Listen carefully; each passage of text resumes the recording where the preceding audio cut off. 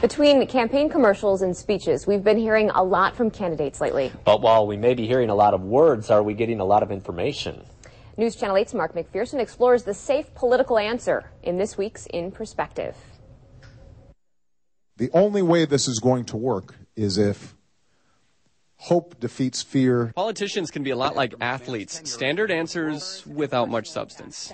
So how do we get real answers? Well, some believe the press is at fault by letting them off the hook with some softball questions. Do you think that Sarah Palin is qualified to be president? That's not my role. I think they've been getting tough questions. Political professor Joe Heim has been following most of the local races and has seen many of the debates. He feels most of the questions have been good ones, but the follow-up to those questions has been lacking. The problem is when they don't answer your question, they want to get their thing out, whatever it is, and they ignore the question or sort of skirt around it.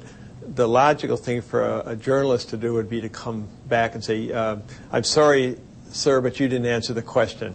It's true, we could all be better at pressing them for an answer, but the thing about a politician is they can be a pro at dodging a question. There's a saying in politics, don't answer the question you were asked, answer the question you wish you were asked. I'm going to actually answer your question. Most candidates have some themes that they want to get across at a given debate or at least an interview of some kind. And in a debate, especially with a limited time frame, they only have a certain amount of time to get their message out. And they're trying to, and if no question really leads into their theme or what they're trying to get across, they tend to force it. Take, for example, an answer from Lieutenant Governor candidate Rebecca Kleefisch when asked about whether she'll debate her opponent. Will you debate Tom Nelson? Well, what I would like is for Tom Nelson to tour the state and instead of talking about me the whole time, maybe talk about the things that voters actually want to hear. Solutions. Things like jobs. Things like education, health care reform. We need to talk about issues right now and not more rhetoric, more lies from the Barrett Nelson campaign.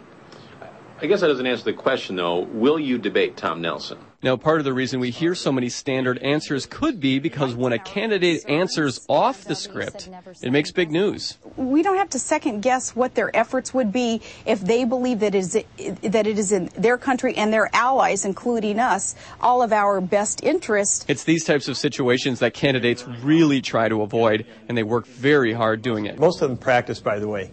They don't normally go into an interview blind or a debate blind. They usually practice in some, especially the higher up you go, the more likely you're going to practice. It's the reality of the current political world and forces us all to dig a little deeper to get past that soundbite. For In Perspective, I'm Mark McPherson, News Channel 8.